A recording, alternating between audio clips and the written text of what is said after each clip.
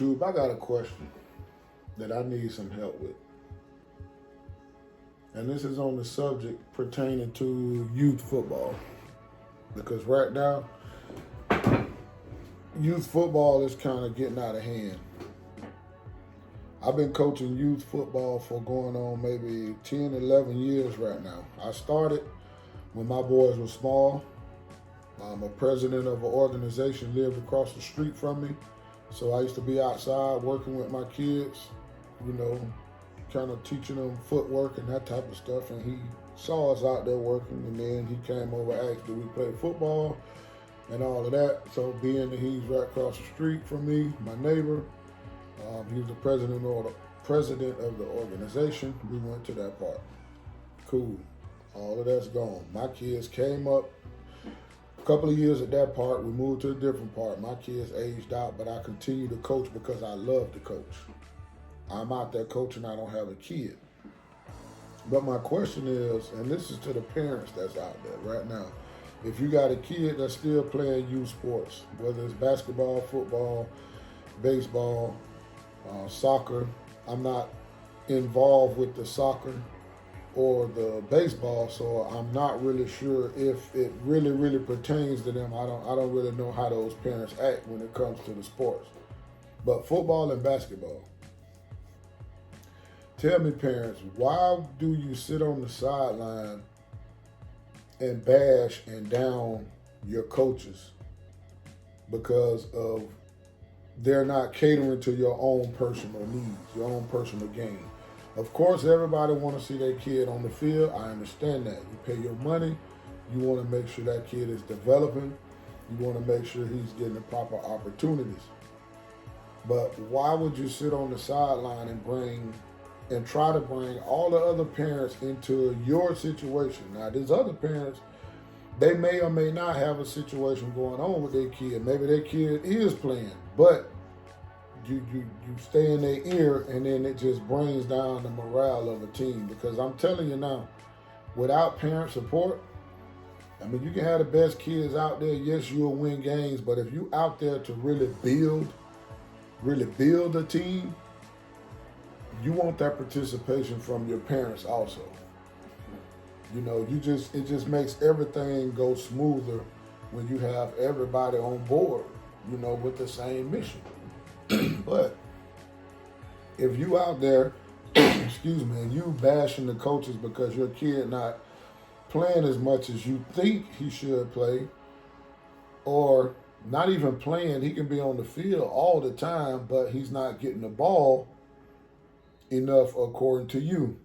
So for that, you bring the team down. Why is that? And I know me, I don't like when a parent come and say, why my kid ain't doing this, why he ain't doing that, you know, that type of things. We out there to coach the kids. I'm not going to talk down on the kid. I'd rather just let you have your own thoughts of why, but I'm not going down that kid, you know. Parents, you have to be a realist. If you go to practice and you look at your kid and you see how he stack up against everybody, he's still getting practice, he's still getting the work, he's still playing in the games, but maybe he might not be ready to run the ball like that. You just want to see the ball in his hands, but if we give him the ball, he's not hitting the right hole he's supposed to be hitting. Or if he's a lead blocker, he's not blocking like he's supposed to block. Those type of things will keep him from getting the ball. Yes, he could be fast and all of that, but if you can't hit that hole, you got to learn a system. If every time you want to bounce it outside, as soon as you get the ball, you run, you bounce it outside. That's not going to work, you know. Yes, if he's faster than everybody, yes, he'll bounce it outside, he'll get around the corner, and he might score, and then you will be happy with that. As a coach, yes, we score, I take the points, but to me, that's a coaching point where I can go back to that kid and say, look, you got to hit the hole. You got to hit the hole. Because the older they get, you're not going to be able to outrun everybody. The play is designed for you to run between the tackles, or, you know, in the two hole or the 4 hole or 1 hole or the 3 hole or whatever. That's where the blocking is designed to be at, because that's how the play is set up. So you're not going to make it on sure talent every time. You have to learn how to hit those holes. And see, a lot of parents, I don't think y'all really understand that. You know, all you want to do is see little Johnny with the ball in his hand, whether he's making yards or not making yards. Then you screaming from the stands, telling the coach how to coach, what play he should have called, and you shouldn't have did this and shouldn't have did that. Man, this is youth sports, man. Nobody's going to the NFL tomorrow or next week or next month or even next season. Let the kids develop. Trust your coaches. People move teams every single year. You know, if you don't like that team, then you move on. But as you keep moving on, your kid is not, he's not really getting, there's no balance in that. If in his mind, because y'all talk about this stuff when y'all in the car on the way home, y'all bashing the coaches in front of them, so that attitude that you have, you instill that in them, and then they end up bringing that to practice. And when a coach them, they go back to what my mom or my daddy said, and then they stop listening, they shut down, and now they're not on the field. Because I don't care how much talent you got, if you're not coachable, I'm going to put a kid in there who's coachable, who's trying to learn. Not if you're disrespectful and all of that. That's just not going to work. It won't work in middle school, won't work in high school, won't work in college. You see it all the time. So you put this stuff in their head, you can't do that. And that gives them the attitude that, okay, when y'all leave next year, he know why y'all leaving, because all the stuff he heard you say, you was talking about the coach. So now that's a quitting mentality that he get, that if it don't go his way, what I'm going to do? I'm going to leave and go. When you're in school, you can't do that. You got to get your classwork. Just because you don't like this teacher or you don't like the subject, you can't quit that subject. You can't just pick another teacher because you don't want it. No, you got to go through that. You got to go through that and work hard and continue to get better. In school, you get a bad grade, you got to keep studying and studying and studying and try to bring that grade up. In practice, if you're not playing that much in practice, you got to work hard, bust your behind, let the coaches see, and then they'll give you an opportunity. We give kids opportunity off of sheer effort alone. We know he's not maybe as talented as the guy that's starting, but you know what? His effort is the same as the guy that started. With that, he gets more playing time because he's giving effort. Now that kid is starting to develop. So your talented kid that can't be coached, when he leaves next year, that kid with effort, step right in and he start developing. That's what it's all about. It's about the kids, man. It's not about the parents. I tell them all the time, I'm there from 6:30 to 8:30 for the kids. I'm not there to go back and forth with the parents. Yes, I want y'all on board, but we're there for the kids. Y'all have to do y'all part. I don't think that the parents put forth the same effort as the coaches do.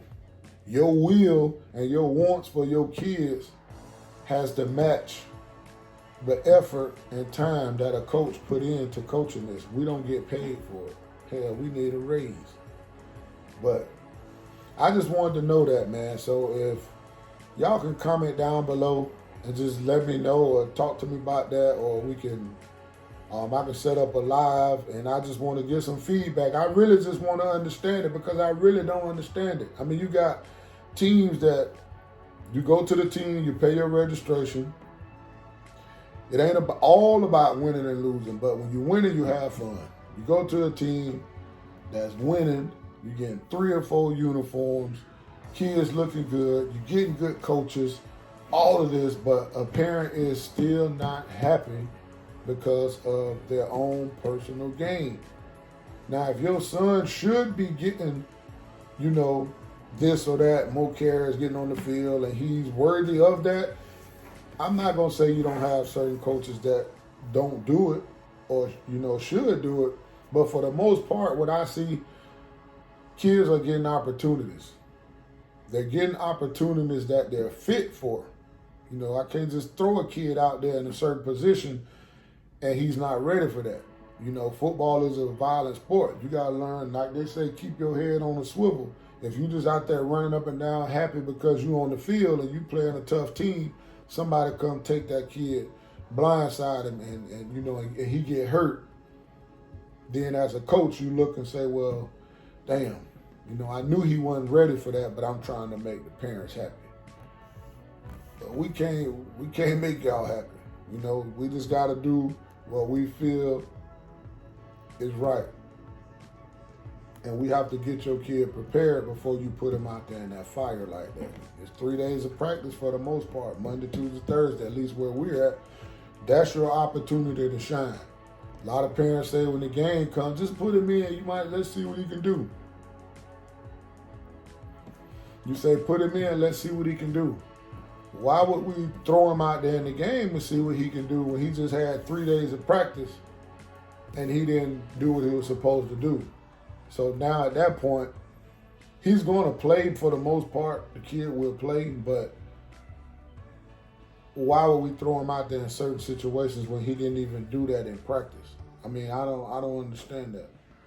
Not only does it make the kid look bad because he don't know what's going on, he didn't know in practice, so now it's making the kid look bad because he don't know what's going on, and then also for the team who've been working their behind off, we throwing people out there who don't know what they're doing, not because they're not coached. They're coached just like everybody else in practice. But they have to absorb that and they have to take that and then they have to get out there and they have to perform. So, and then a lot of these parents will leave this team that's winning and got all the stuff that coaches get out and go make sure they got extra uniforms so they can look good. Some teams don't even ask you for extra stuff. They get them sponsored. And then all you do is complain and you didn't even have to come out your pocket. I mean, I must be missing something. I mean, because it baffles me. You know what I'm saying? I'm coaching right now. I still coach as of today. We had practice today, but it got canceled because Hurricane Zeta or whatever her name is. But then those same parents will leave, go to another organization who uniforms, they might be okay, but you're only getting one. Then you have coaches that don't even play your son at all. You know, your son played with us. He just probably wasn't touching the ball as much as you would like him to. But the team that he's leaving, he was involved. Now you'll go to a team and your son just sit on the bench and then y'all won't complain at all. You won't say nothing. I mean, is it because we too nice that y'all feel like y'all can run over us? Or is it that they just too strict or whatever the case may be that you just won't say nothing? I don't understand it. You know, everybody think the grass is greener on the other side. When I first started coaching, I ain't gonna lie, it used to kind of get to me when players leave. But, you know, learning, it don't bother me no more. I just scale back, you know, on certain things that I do. Because you can do things for people and then, I mean, they don't care. They're not appreciative. You know, they'll give you their ass to kiss. You know, after you done did all of that. So now, just keep it football. On that field, and make sure I give you all the knowledge, the training, and everything you need to become a great football player, a good football player, and a respectable young man. We're going to teach you how to act, you know, and all of that stuff. So, all the other, you know, kind of going out your way, doing this, doing that for the kids, going out your way, I kind of cut that loose. But I'm there 6:30, 8:30, Coach K here for you. We go to the game, Coach K here for you. I got your back. We in this together. But the other stuff, just got to separate it because y'all parents, man, y'all don't care. I mean, y'all really don't. You know, it's like a, you know, do all of this for me, and when I get ready to go, I'm gonna leave. I don't care how you think. And I just learned, kids gonna leave, kids gonna come. That's just how it is. I mean, we had a little run where we had, you know, nice teams. We started at 7. I came from the middle school, from Campbell Middle School. I went to Smyrna Spartans, took over the 7-year-old team. We made it all the way to the semifinals to go to the Super Bowl. That following year at 8U, we went undefeated. We won the Super Bowl. That 9U year, We went undefeated. We won the Super Bowl. We lost a lot of players. 10U, we went undefeated. We lost in the Super Bowl. So then I dropped back down to another 9U team. That first year, made it to the semifinals, lost to go to the Super Bowl. That following year, 10U, I think we lost at 10. Did we lose again? Yeah, lost one game. As a matter of fact, it was the first game of the season. Won the rest of the game. Went to the Super Bowl. Won the Super Bowl. 11U went undefeated. We lost in the Super Bowl. I was the head coach for all of those years. This year I dropped back down to 8U to help out, one of my 8U, my 7U coach from last year. He's 8U now. I dropped back down to help him. I'm running the offense. I'm also the president of the organization, Smyrna Seahawks. That's what this is, Smyrna Seahawks. So I dropped back down to help him. Right now we're going into game, I want to say 7. We undefeated. We got a couple more games. We'll see what happens. I dropped down to help him. This is his team. I'm there to support him. My job is to run the offense. That's what I run. I run the offense. But, man, you hear people in the stands I'm talking about disrespectful. I mean, that shit make you want to go up there and start fighting. I mean, you gotta have thick skin, man. You gotta have thick skin. And I'm just that type of person that I hear you talk. I ain't gonna say it don't bother me, but it don't hurt me. You know what I'm saying? You hear it and the bothering part is why. You just want to understand why. Like, what is it? What can I do? I mean, I'm not here to please you. And we're winning games. We're undefeated. So are you still mad? So that's the 1%ers. That's that 1%ers I was talking about. So I let it go. As long as they don't come to me physically, then I just let it go. I feel like if you really, really wanted to talk to me or say something to me about what's going on, you would come address me personally. If you yelling back there in the stands just for everybody to hear you and all that, that's your own personal gain. I don't know what you got going on. I don't know what you're trying to prove, how you want people to perceive of you or all of that type of stuff. I don't know. You can always come talk to me. As long as you come in to talk civilized, we can always talk. But y'all please help me out with that. I just wanted to vent for that right there, man.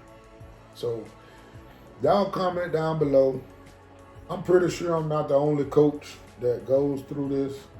And I'm pretty sure parents, y'all would like to discuss y'all side of it. So I would set up a live if you all want me to. We can kind of go through it. So make sure you subscribe to A Day in the Life of Keisha Calvin. Some of you might already be subscribed. Some of you might not be. Make sure y'all subscribe to the channel, man. Looking for that feedback. I think this could be a good conversation because I know everybody go through this. It ain't just me. I know our coaches do because we talk about it all the time and we just don't understand it. So I'm just looking for some understanding from the parents. I know it's a lot of stuff out there because there's groups on Facebook that talk about this type of thing. But I would like to do a live and get some live feedback from y'all so as we go through this stuff so we can kind of just get an idea, try to figure it out. I mean, not saying, we're changed, whatever, but just so you all can get our feedback and our outlook on it. Every coach is different, but I've been doing it for a long time, and it's really not that hard. I mean, you do things for a reason. You practice, you get better, you play, you win or you lose. I don't know what other part of it. The parents, whatever team you on, man, just try to help your coaches out. They need that support from y'all. They already got people across the other side of the field. The opponents yelling at them and talking mess. They shouldn't have to fight them. Have their kids fighting in the game to win, and then also got to have your own fans cussing you out and bashing you because you don't call a play that they would have called or all of that. Come on, man. We got to be better than that, man. It's youth football, man. And I want to get some feedback, man, not just from Georgia. I mean, whatever state that you're in and you watching this video, I just want to hear your feedback. I mean, y'all in a different state. Maybe y'all got the same issues going on. Maybe y'all don't. Make sure you share this with anybody you know that have a kid playing in youth sports. I would like to get as much feedback as I can. When you respond, make sure you subscribe to the channel, man, so I can keep up with what you got going on and I can get that feedback from y'all, because I really want to know, man. I mean, I'm not sitting here looking like this for a reason. I mean, I'm really trying to figure it out. I mean, I know I'm not gonna be able to fix the youth football world, but you know, it's too big. But at least it could be something that I could take to my parents. You know, even if it's something we have to do a little different, you know, I'm not opposed to change if it's gonna make it right. But everybody, I'm sure y'all deal with it in all states, man. Your Floridas, your Georgias, your California, your Texas, your Virginia. I mean, anywhere where it's youth football, I'm pretty sure you got your own set of circumstances. So make sure you share this. When you hear this, even if you don't have somebody, if you're one of my subscribers and you don't have anyone playing in youth sports, but you know somebody who do, please share this with them. Tell them to watch this video and make sure they subscribe, because it's going to be a lot of stuff like this coming and we need to figure this shit out, man. All right? Yeah. Look, man, I'm going to end this video like this. Do you. Don't let nobody change what you're doing. If you started to do something, you're doing it for a reason. That means for whatever occasion or whatever reason you chose to do it for, do it. That's what you wanted to do. You're always going to have that group of people or a certain few people who don't agree with what you're doing. I call those people the 1%ers. Do not let the 1%ers change what you do, because the 1%ers won't be around when it really counts anyway. Those are the people that want you to do things their way, and the minute you don't do it their way, then that means you're doing it wrong. Those are the 1%ers. I don't listen to the 1%ers. When I get ready to do something, I'm going to do it for me, because that's my decision, and that's what I'm going to do. Stick to whatever you're doing when you make that decision. Don't let nobody change your mind, man. It's all on you. Do you. It's your boy Wicked Beats, and I'll holler at y'all later. Out.